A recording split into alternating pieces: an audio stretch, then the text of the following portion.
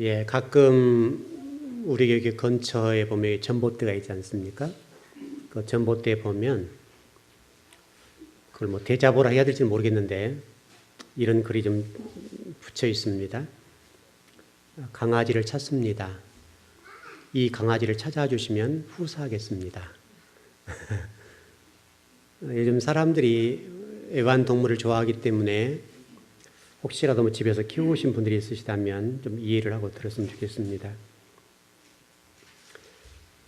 애완동물들이 우리 가정 속으로 돌아와서 사랑을 받게 된 것은 아마도 이런 문제가 아니겠나 싶습니다. 뭐 성향에 따라 다 그럴 수 있겠는데 중요한 것은 지금 시대가 사람들이 외롭다는 말이에요. 외롭기 때문에 어떤 애완동물이 그 외로움들을 조금 해소시켜 주는 것이죠. 그래서 사람들이 지금 상당히 많은 사람들이 애완동물, 애완견 이런 것들을 키운 거 아니겠는가 싶습니다. 또 반면에 한쪽에서는 지금 생활고 때문에 고통을 받고 있어요. 그래서 여러분 최근에 그 생활고 문제 때문에 일가족이 자살한 것 때문에 대통령이 나섰죠. 그만큼 이 문제가 좀 심각하게 받아들였다는 얘기거든요. 또 일가족이 자살 문제 때문에 우리 목회자들 가운데도 상당히 많은 분들이 설교를 하셨더라고요. 그래서 이 문제가 이렇다 이런 결론을 가지고 설교를 한 걸 제가 봤습니다. 아마도 복지 사각지대의 문제 때문에 여러 가지 논의가 있겠죠. 그리고 이런 논의가 된다는 자체가 좀 서글픈 일이고 아픈 일들인데 어떻든 간에 본인의 의지와 무관하게 또 생활을 좀 마감해야 되는 이런 생활고의 문제로 고통받고 있는 분들이 많다는 것이 좀 교회로 하여금 아프게 하는 거죠. 또 교회가 무엇을 해야 될 것인가도 좀 생각하게 되고요. 또 최근 이집트 시나이 반도에서 우리 성지 순례객들이 여행을 갔다가 성지 순례를 갔다가 또 몇 분이 희생을 당하셨죠. 그래서 어떤 그 여행사 사장님이 하시는 얘기가 앞으로도 이런 일은 자주 일어날 수 있다 이런 얘기를 하고 있고요. 여러분과 제가 뭐 성지 순례라고 하는 것은 꿈에 그린 거 아닙니까? 한 번 정도 모든 분들이 성지를 가보고 싶은 그런 것이죠. 왜냐하면 성경을 기록한 장소고 하나님이 임재하셨던 장소고 예수 그리스도가 거니셨던 장소이기 때문에 누구든지 다 가고 싶죠. 바로 그 부분이 안전하지 못해서 이런 고통을 겪는다고 하는 것이 참 어려운 일 같습니다. 한 주간만 있으면 그 일본에서 일어났던 쓰나미 사건이 다음 주 정도면 기념일이라고 그래요. 그래서 여러분 아시는 대로 이 쓰나미 일로 인해서 15만 명의 사람들이 죽었어요. 엄청난 숫자죠. 그리고 최근에 여러분 그 일본을 보니까 이 쓰나미라고 하는 것이 얼마나 무서웠던가 하면 노아 방조와 같은 그것들을 만들어서 그 실험을 하고 있고 그런 어떤 큰 천재지변이 일어났을 때 살 수 있는 길들을 지금 연구하고 있어서 노아 방조와 같은 그런 것들을 만들어서 실험하고 띄워보기도 하고 충격을 가해보기도 하고 그런 걸 볼 수 있습니다. 또 집에 보면 그런 일이 일어났을 때 집에 이런 어떤 여러 가지 떨어지는 부분이 생기니까 그런 충격을 완화하는 이런 것들도 만들어내고 아마 그런 것 같습니다. 그만큼 지금 일본 사람들이 이 쓰나미 공포로 엄청난 어떤 공포를 느끼고 있다는 것이죠. 두려움을 느끼고 있고요. 얼마 되지 않았습니다만 그 아프리카 르완다에서 종족 싸움으로 인해서 100만 명이 살육을 당했습니다. 그 가운데 기독교인이 85%가 살해를 당했습니다. 엄청난 일이죠. 여러분 이스라엘 백성들이 애굽에서 나와서 광야를 걷는 동안에 조금 많게는 200만 명, 또 더 많게는 300만 명 정도가 죽임을 당했습니다. 또 여러분 그 나치에 의해서 유대인들 학살이 600만 명 정도 됐습니다. 우리가 이런 사건을 보면서 많은 아픔을 느끼는 것이죠. 또 여러분 우리 6.25라고 하는 것을 통해서 우리 국민뿐만 아니라 전쟁에 참여했던 또 여러 가지 일들로 인해서 죽임을 당했던 사람들이 약 400만 정도 된다고 얘기를 합니다. 그럼 한번 좀 생각을 해보려고 그래요. 제가 왜 설교를 이렇게 좀 하고 있는가 하면 2011년도 쓰나미 때 죽었던 사람들이 15만 명인데 그보다도 266배 정도의 인구 400만 정도 400만 정도가 한국 기독교 역사 속에서 흔적도 없이 사라졌어요. 400만 정도가 지금 흔적이 없이 사라졌습니다.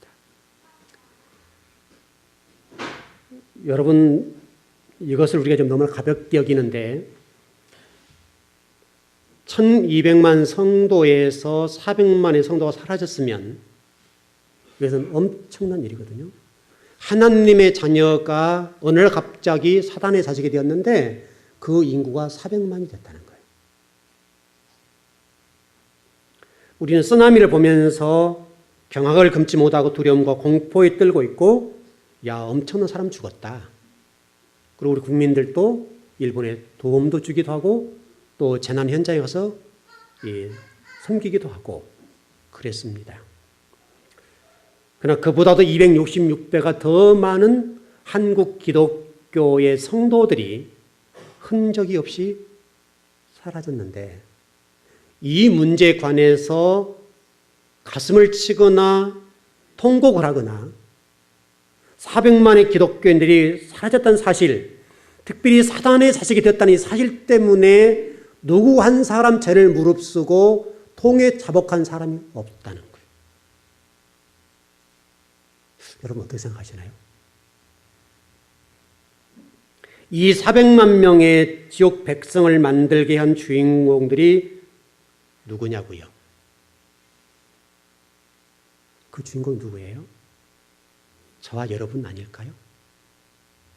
저와 여러분들이 이렇게 멀쩡을 살고 있다고 하는 것이 너무나 이상한 일이잖아요. 적어도 절규하고 죄를 무릅쓰고 금식하고 조복을 입고 펑펑 울어야 될 것 같은데 우리는 지금 전혀 그런 부분에 관해서 생각을 해본 적이 없어요. 내가 지금 잘 믿고 있기 때문에. 만일에 저와 여러분들이 이 부분에 관해서 좀 더 생각해 본 적이 없다고 한다면 성경 말씀과 같이 화인 맞은 증거가 아닐까요? 우리가 양심에 화인이 맞고 영적으로 화인을 맞아서 내 자신만 구원받으면 되고 400만 성도가 지옥 가든 말든 우리는 아무 상관이 없는 거예요. 지금 우리 영적 감정 지수로 할까요? 그것이 얼어붙어서 하나님 나라를 바라보고 믿고 구원받아서 갈 것을 소망하지만 실질적으로는 과연 우리가 이 400만의 성도가 지옥 자식으로 가고 있음에 불구하고 죄를 무릅쓰고 금식하고 통회하고 가슴을 치면서 우리가 이렇게 하나 앞에 회개하지 못하고 있다는 자체가 과연 우리가 하나님의 자녀다운 모습이냐 이거예요. 지금 적어도 우리가 성경에 나와 있는 섭을 우리가 지고 불구덩이에 뛰어들어가면서 회개하고 통회 자복하면서 하나님 잘못했다고 해야 되는 것은 아니냐고요. 여러분 이 역사적인 안타까움을 바라보시는 하나님의 모습을 한번 우리가 좀 그려봤으면 좋겠어요. 과연 1200만의 성도 가운데 400만의 성도가 사라졌는데 이걸 보면서 우리가 지금 이렇게 멀쩡하게 살고 있다는 걸 바라보는 그 하나님의 그 모습과 음성을 보면서 하나님 되신 예수님께서 예루살렘 성전을 향해서 예루살렘아 예루살렘아 통곡하셨던 그 주님, 그 주님을 우리가 보아야 되지 않을까요? 예루살렘을 향해서 통곡하시던 그 주님과 비교할 수 없을 만큼의 400만의 성도가 지금 사라졌는데 주님은 지금 어떻게 계실까요? 2000년도 우리 한국 교회가 1200만 명의 성도라고 하는 것은 고유 명사처럼 됐어요. 1200만 명의 성도는 고유 명사가 되어서 절대 변하지 않을 거라 생각했다. 그리고 세계에 자랑했어요. 한국 교회가 100년 만에 이와 같이 1200만의 성도가 됐다고 자랑했고, 세계 유수의 교회, 정말 세계 가장 큰 교회가 한국에 있고 50개 교회 안에 거의 한국 교회가 다 들어있단 말이죠. 그걸 자랑했다고 우리가.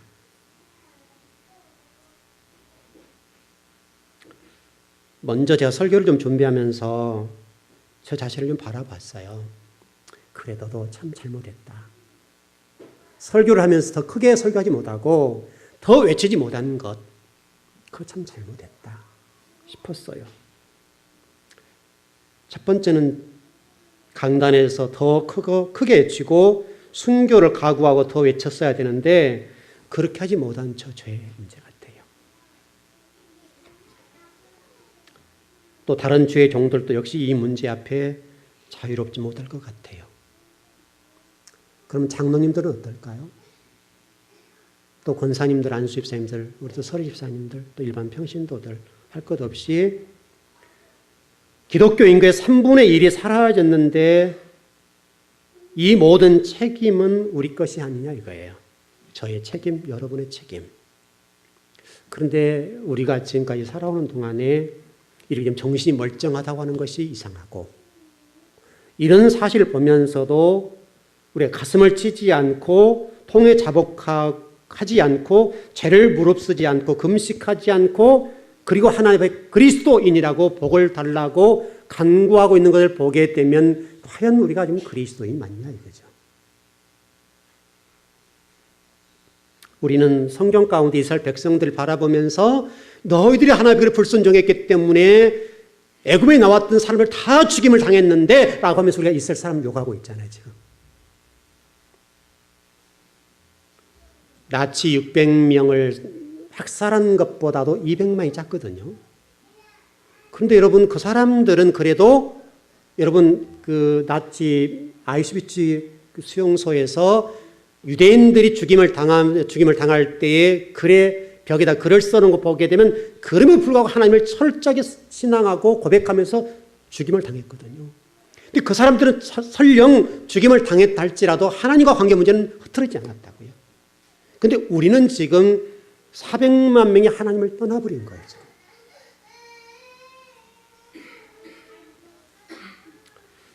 그런데 그럼에도 불구하고 일가족 3명이 자살했다는 사건을 두고 대통령까지 나서게 되고 또 야단 법석을 떨게 되고 또 우리 주의 종들이 이 일가족을 섬기지 못한 것에 대해서 잘못했다 이렇게 얘기하고 있는데 400만의 성도가 지옥 백성이 되었다는 사실 앞에 우리 주의 종들이 한마디를 안 하고 있는 거예요.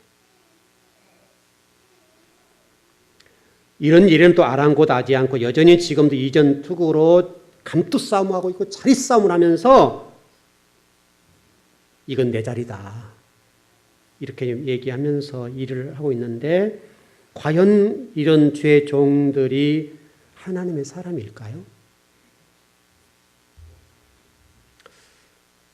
저와 여러분은 어떤가 한번 보십시다.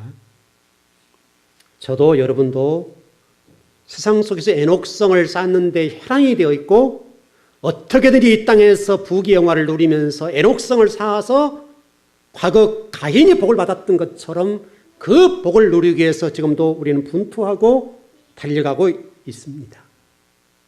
그러나 우리가 지금 이 400만의 성도와 하나님의 교회를 바라보면서 가슴을 찢거나 가슴을 치는 또는 쥐어뜯는 그 주님의 음성을 듣지 못하고 있는 것은 또한 부인할 수가 없어요. 과연 우리가 이렇게 신앙생활 해도 괜찮을까요? 400만의 성도가 지옥 백성이 되었는데 이 일은 내 일이 아니기 때문에 관심 밖의 일이잖아요, 우리가. 과연 우리가 그렇게 관심 밖으로 보고 있다면 우리가 하나님 나라를 소망하고 하나님 자식다운 모습이냐 이거죠. 적어도. 하나님께서 한 사람을 세우기 위해서 찾기 위해서 400년, 500년 동안 기다리시고 수고하시고 애타셨다고 그러는데 그 한 사람을 더 나가서 400만이 없어졌는데 우리가 지금 이렇게 멀쩡하게 살아있다는 것이 좀 이상하지 않나요? 하나님 나라는 숫자의 문제가 아닌 것은 분명해요. 그런데 우리는 1200만을 고유명사처럼 자랑했어요. 그렇다면 이제 우리가 어떻게 될 것이냐, 이제 이런 것들이겠죠. 오늘 우리가 예배를 드리면서 정말 하나님의 사람인가에 관해서 3번 정도는 질문을 해보고, 나는 정말 하나님 나라를 소망하고 천국을 믿고 있으며 지옥을 믿고 있는가에 관해서 고민을 해야 될 것 같아요. 우리가 정말 지옥을 믿고 있고 천국을 믿고 있다고 한다면 이 상황에서 지금 멀쩡히 있다는 자체가 이상하잖아요. 어느 교회를 보니까 어느 교회에서 이런 고백을 했어요. 우리 교회는 재정 이론이라도 투명하게 공개합니다. 그래서 제가 여러분들을 좀 봐봤어요. 그러니까 모든 교회가 그걸 보면서 그런 교회도 있대. 그 목사님 위대하신 분이야. 그리고 그게 검색어에 보니까 굉장히 이렇게 올라와서 위에요. 여러분 정말 교회의 재정이 이론도 잘못 쓰지 않는 것이 자랑이 돼야 됩니까? 여러분 생각 어떠세요? 정말 교회가 재정이 이론도 잘못되게 쓰지 않았습니다라고 하는 것이 검색어에 1위에 올라가야 되고 모든 목회자가 정말 그게 훌륭한 교회야, 훌륭한 목사님이야 라고 얘기해 주는 것이 맞냐고요. 여러분 당연한 것 아니에요? 당연한 거. 이론도 잘못 쓰지 않는 것은 당연한 거잖아요. 당연한 것. 왜 당연한 것이 이상하게 됐냐고요 지금요. 어떻게 재정을 투명하게 쓴 것이 이슈가 되고 모든 목회자 그 목사님이 존경할 만하다. 이렇게 지금 얘기가 되고 있냐 이거예요. 여러분 우리 교회는 재정을 어떻게 잘못 쓰고 있습니까? 오늘도 우리 재직회를 할 건데 우리 교회도요. 여기 교회 개척한 이후로 지금까지 단돈 1원 한 번 잘못 써본 적이 없어요. 우리 교회 역시. 그건 기본이에요. 기본이 왜 이슈가 될 만큼 한국교회가 이렇게 도덕적 윤리적으로 무너졌나 이거예요. 저는 앞으로 우리 즐거운 교회가 이 부분에 있어서는 철저히 해야 된다고 생각해요. 우리는 심지어 우리 교회 재정을 담당하는 분들이 그 헌금을 집에도 못 가져가게 해요. 혹시라도 잘못 쓰일까 봐서. 그렇게 일을 처리하다 보니까 제가 힘든 거예요. 교회를 처리해 나갈 때. 교회가 당연하게 재정을 투명하게 쓰는 것은 지극히 상식적인 것이잖아요.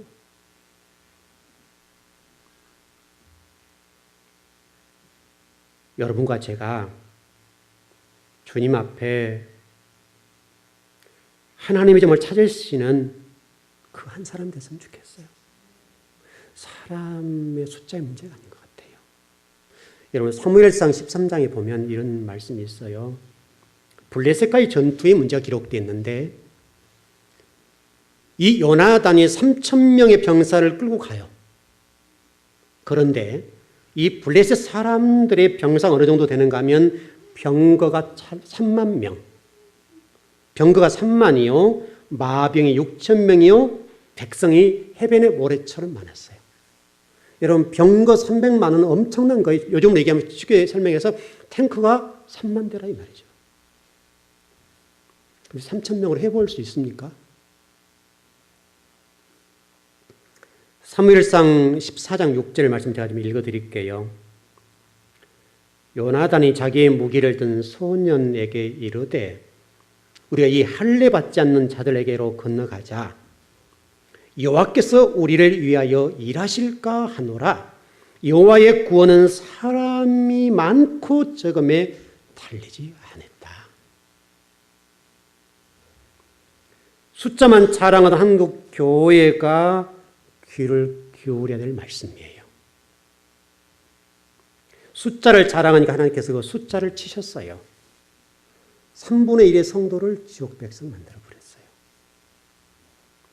사무엘상 14장 10절 말씀 보니까 그렇게 되어 있어요. 하나님께서 우리 손에 넘기셨다. 3만의 병거와 마병 6천과 해변에 모래와 같이 많은 블레셋 사람들이 왔지만은 하나님이 그들을 손에 넘기시니까 3,000명을 가지고 나가서 요나단이 승리하는 거예요. 숫자 문제가 아니에요. 하나님이 쓰시는 사람이 중요한 거예요. 하나님이 여러분을 쓰시면 귀한 거예요. 오늘 여러분 예배드린 여러분이 진리로 무장되고 하나님이 쓰시는 사람이 되면 한국교회를 변화시킬 수 있어요. 살릴 수 있어요.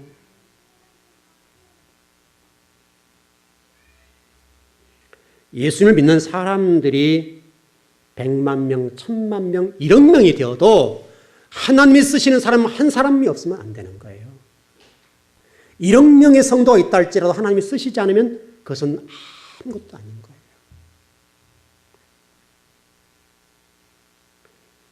요나단과 죽으면 죽으리라고 했던 에스더와 같은 그 신앙들, 지금 이 시대에 우리가 하나님 나라를 건설하면 필요한 것은 무엇인가 하면 요나단과 같은 그 사람,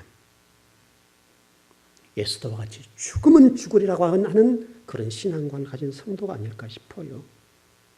적어도 오늘 우리가 설교를 좀 들으면서 한 번 정도 여러분들이 그 부분을 생각을 못했다고 한다면, 말씀 듣고 보니까 내가 참 잘못했구나. 내 신앙 하나도 지키지 못하면서 이 400만의 성도는 좀 꿈에도 생각하지 못했던 메시지구나. 나는 지금 내 신앙 하나도 지키기 급급하고 예배 한번 드리기도 급급한 그런 신앙생활을 해왔으니 참 죽을 죄인이다.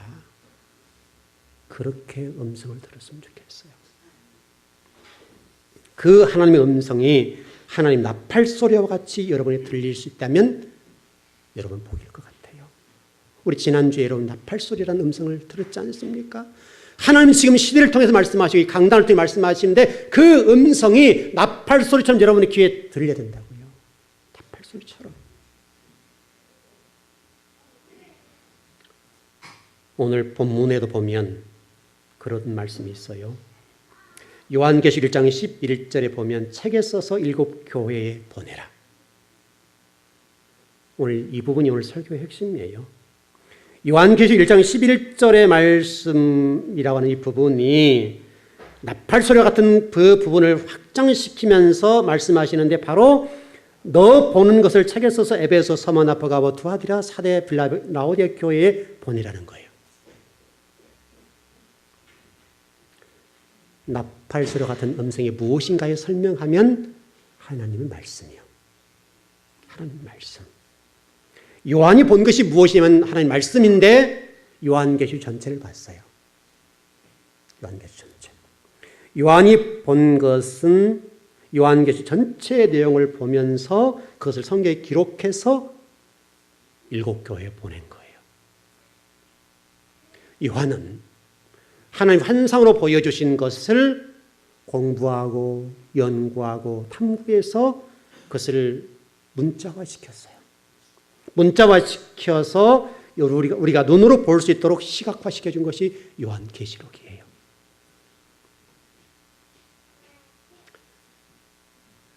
요한계시록 1장 2절에 보게 되면 그것을 더 명확하게 볼 수가 있어요. 특별히 요한이 본 것이 무엇인가 이걸 설명하는데 하나님의 말씀과 예수 그리스도의 증거다. 그 하나님의 말씀과 예수 그리스도의 증거를 보고 요한계시록을 쓴 거예요. 그것을 7 교회에 보냈습니다. 잊지 말 것은 요한이 요한계시록을 기록한 그 말씀이라고 하는 것들은 요한의 자의적인 의에서 기록한 것이 아니라 하나님이 보여주시고 말씀하신 것만 기록했다는 거예요. 그래서 이것을 신적 권위 이렇게 얘기를 해요. 요한은 아시아 7 교회에 그 편지를 보낼 때에 그 감동과 또 인간 언어로 표현했을 때 그 감동을 엄청나게 느낀 거예요. 하나님 말씀을 운반하는 통로가 됐다는 그 기쁨 때문에 요한은 너무나 좋았을 거예요. 비록 밤모섬에서 유배되어 있음에도 불구하고 그 주님의 음성을 듣고 성경을 기록할 수 있는 복을 받았던 그 사실 하나 때문에 요한은 감동했어요. 제가 이번에 이 부분을 좀 공부하면서 또 설교를 준비하면서 제가 요한과 같은 그런 감동을 느끼고 싶었어요. 야, 참 대단한 복이다. 또 제가 이 자리에 강단에 서서 여러분들이 말씀을 대언하는 입장이 되었는데 이와 같이 말씀을 대언하는 입장에 말씀을 대언할 때에 제가 말씀을 공부하고 탐구하고 연구하고 묵상하고 때로는 그것 때문에 갈등하고 그래서 여러분 이 말씀을 이렇게 기록하지 않습니까? 한 장 한 장 한 편 한 편의 설교를 제가 이 주보에 기록해서 남기게 되는 이것은, 문자화 시킨 것은 저 개인적으로는 너무나 영광스러운 일이에요. 행복한 시간이고요. 오늘 저와 여러분이 요한이 느꼈던 감동과 또 제가 여러분들이 설교를 준비하고 여러분 전하는 그 입장에서의 그 감동, 그 감동이 여러분들이 조금이나마 전달됐으면 좋겠어요. 저 역시도 마찬가지 문서화시키는 거잖아요. 이 시대의 말씀으로 문서화시켜서 여러분들 뿐만 아니라 또 주변에 있는 많은 분들이 저의 설교를 듣고 봄으로 인해서 은혜를 체험하게 되잖아요.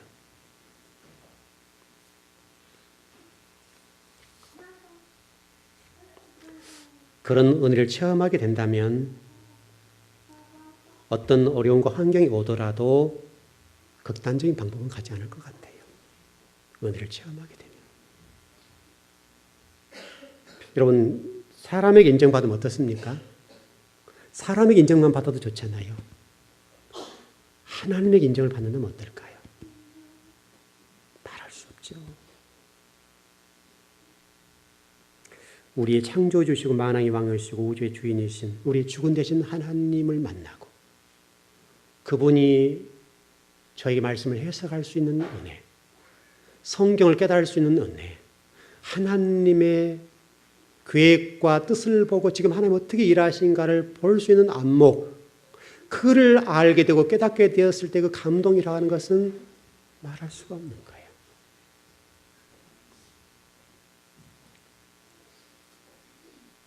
요한계시록 1장 11절에서 여러분 너 본 것을 책에 써서라고 하는 말은 출애굽기 17장 14절의 말씀을 병력에서 기록한 말씀이에요. 한번 읽어보십시다. 출애굽기 17장 14절입니다.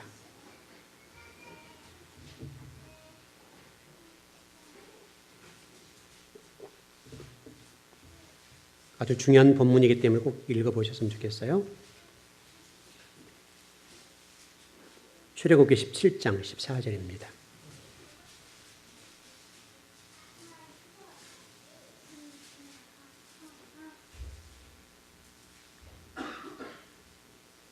네, 같이 한번 시작.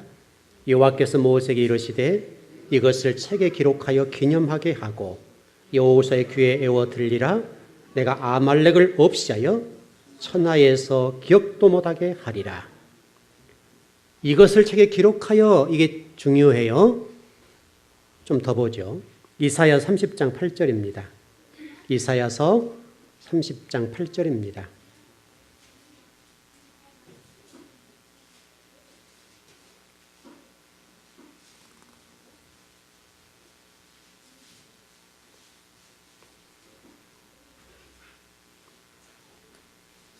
이사야서 30장 8절 말씀입니다. 혹시 더 찾는 분들은 에레미야 36장 2절을 찾아보십시오. 같이 읽어보게. 예, 시작. 이제 가서 백성 앞에서 서판에 기록하며 책에 써서 후세에 영원히 있게 하라. 에레미야 36장 2절입니다.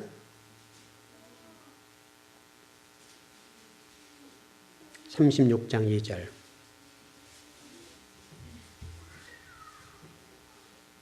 네, 시작. 너는 두루마리 책을 가져다가 내가 내게 말하던 날, 곧 요시야의 날부터 오늘까지 이스라엘과 유다와 모든 나라에 대하여 내가 내게 일러둔 모든 말을 거기에 기록하라.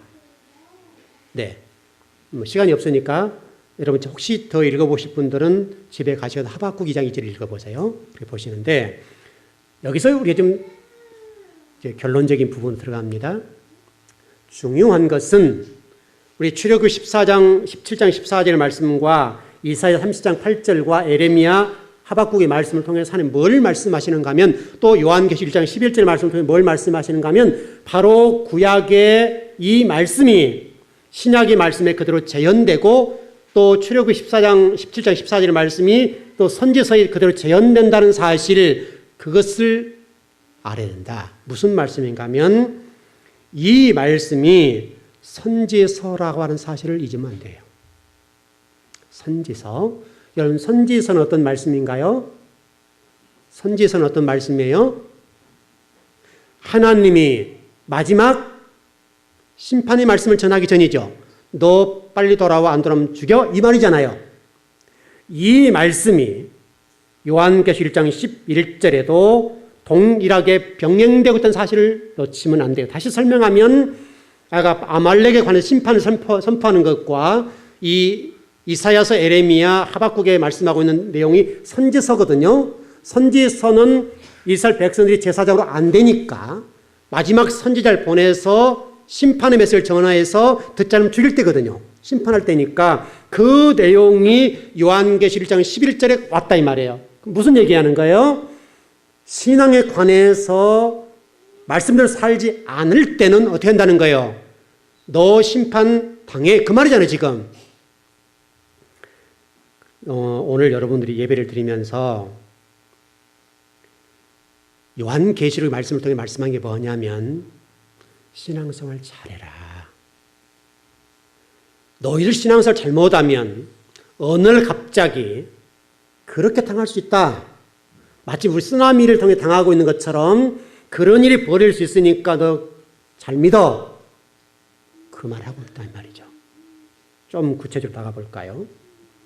이 요한계시록의 말씀에서 여러분 절대로 잊지 말 것은 구약의 선지서의 말씀이 요한계시록에 재현되고 있는데 죄와 심판을 선포하는 말씀인데 다시 간략하게 정리하면 선지서라고 하는 말은 마지막 말이라는 거예요. 너 마지막이야 그 말이에요. 그러니까 저와 여러분이 오늘 예배를 드리면서 여러분 개인적으로 신앙생활 할 때에 오늘이 마지막일 수도 있다. 내일은 없어요. 오늘 마지막일 수 있으니까 말씀을 듣고 하나님 잘 믿어. 그거를 깨달으라 이거예요. 첫 번째 메시지입니다. 또 7교회가 그러면 왜 이런 메시지를 받았는가 이거예요. 좀 구체적인 난적이 7교회 공부할 때 하겠습니다만은 하나는 이런 거예요. 7교회가 이런 죄를 범했어요. 무슨 죄인가 하면 당시 7교회가 이런 식으로 됐어요. 제가 지도를 확인해 보니까 에베소, 그 다음에 뭐 서머나 이렇게 쭉 흘러가지 않습니까? 7개 라오디아까지 오는데 4대 라오디아 쭉 에베소부터 쭉 시작해서 쭉 동그랗게 오는 건데 이 거리가 성경의 시대적인 순서를 말하는 것이 아니라 그때 당시에 우체부가 다녔지 않습니까? 지금 시대는 뭐 그런 건 아니지만 과거에는 우체부에 돌기가 힘들었어요. 근데 이게 키로수로 따져보니까 에베소에서 서머나 교회까지 가는 거리가 45km에서 60km 정도예요. 그 정도 거리를 계속해서 돌게 돼 있어요. 이 7교회가. 그래서 이 우체부가 돌게 편하게 돼 있어요. 편하게 됐는데 쉽게 설명하면 이런 거예요. 성경책을 가지고 이제 요한계시록에 에베소 교회에 전해주었어요. 그럼 에베소 교회가 우체부가 이게 전해준 말씀을 받고 원본은 놔둔 상태로 기록했어요. 똑같이 기록해서 사본을 만들었어요. 사본을 에베소 교회가 가지고 원본은 서머나 교회로 보내는 거예요. 이렇게 돌고 돌아서 다시 에베소 교회로 온 거예요. 이게 지금 7교회 얘기예요. 그렇게 해서 돌리라는 거예요. 돌리는데 똑같은 내용을 7교회 똑같이 말씀을 주었어요. 똑같이 주었는데 어떤 내용인가 하면 당시에 이 7교회가 공통적으로 하나의 죄를 지은 게 있어요. 당시는 로마 시대예요. 로마 시대이기 때문에 로마의 지배를 당하고 있으니까 모든 교회, 지역에 황제 숭배 성전이 있었어요. 예배당이 중심이 돼야 되는데 황제 숭배 성전이 중심이 됐다 이거예요. 근데 믿는 사람들이 당시 예수님을 핍박받으니까 예배당보다는 어디를 갔겠어요? 황제를 숭배하는 그 성전에 가서 황제한테 예배를 드리는 거예요. 하나님 누가 된 거예요 지금요? 하나님 자리를 황제가 올라왔어요. 그래서 황제 앞에 예배드리고 황제가 주는 빵을 먹는 거예요. 여러분의 메시지가 됩니까? 여러분이 지금 시대를 살아가면서 하나님의 이름으로 황제를 숭배한 그 자리에 물질을 올려놓거나 명예를 올려놓고 하나님 대신 섬기고 있다면 그것이 곧 뭐예요? 성전인 거예요. 하나님 외의 우상을 섬기는 성전이 된다 이 말이죠. 그래서 여러분이 지금 오늘 예수를 잘 듣고 오늘 책에 써서 일곱 교회 보내라 한 내용이 그런 내용인데, 핵심적으로 지금 시대도 동일하게 우리 믿는 성도들이 예수를 믿고 있지만은, 하나님을 섬기고 있지만은, 하나님을 밀쳐내고 하나님 이름을 가지고 있지만 그 안에 누구를 모시고 있는 거예요? 물질의 우상과 명예욕의 우상과 내 자아를 모시고 있어서 황제를 숭배하는 것과 똑같은 거예요 지금. 그래서 이 책에 기록한 것을 읽어주어라, 들려주어서. 그래서 여러분 후렴구에 뭐라고 나옵니까? 성령이 교회들이 하시는 음성을 들을지어다. 안 들으면 죽는다는 말이에요. 죽는다는 말이에요. 여러분 혹시라도 나도 모르게 황제 대신에 물질의 성전, 물질이 우상이 되고 그걸 하나님으로 섬기고 성전을 만들어서 예배하고 있는 성도가 있다면 돌이키십시오. 그리고 명예 또는 내 자아, 그것이 하나님의 말씀보다 우선하고 있다고 한다면 이 초대교회 요한을 통해서 말씀하신 그 말씀, 너 이거 죽는다, 빨리 돌아서 하라고 말씀하신 것처럼 여러분 가운데 그런 은혜가 있었으면 좋겠습니다. 당시에 두하들의 교회만 황제 숭배 성전이 없었어요. 그리고 나머지 6교회는 모두가 공히 황제를 숭배하는 성전을 따로 만들었어요. 더 기가 막힌 것은 당시에 빌라델비아와 라오디아 교회를 제외하고는 모든 교회가 제사장을 두었어요. 황제를 숭배하는 제사장. 황제를 숭배하는 제사장을 두어서, 다시 설명하면 제사장들이 그 황제를 숭배하는 성전에서 예배를 집례했다 이 말이에요 지금. 웃지 못할 일이죠. 근데 그것은 당시의 보편적인 상식이었어요. 왜냐하면 예수 믿는다는 사실 때문에 핍박을 당하니까 제사장들도 아부하는 거예요. 권력 앞에 신뢰가 된 거예요. 영상에 좀 기록해서 좀 남아서 미안한데, 어떤 분이 우리 교회 듣지 않겠죠 어느 분이 대통령 앞에서 제가 아부하는 설교를 들어본 거 봤어요.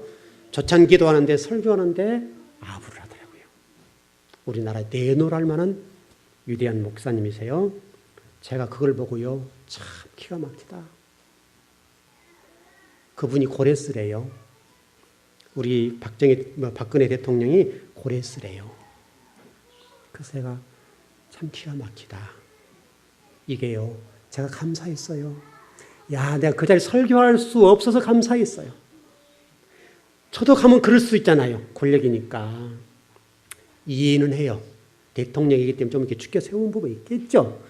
그렇지만 대통령으로 하나님 말씀대로 사세요라고 하는 말은 없었다고요. 최근의 일이에요. 최근의 일인데 박정희 대통령을 찬양해주고 박근혜 대통령을 올려주면서 고레스가 되라고. 물론 이해는 해요. 좀 그러나 제가 참 감사한 것이, 야, 그 교회 섬기지 않는 것이 감사하다. 그 유치에 있는 것이 감사하다. 여러분 오늘 하나님이 저와 여러분 들려주시는 이 메시지, 명예와 성공과 물질이라고 하는 것이 황제 대신에 놓여 있다면, 하나님 대신에 그 찬양의 대상이 된다고 한다면 그거 돌아서십시오.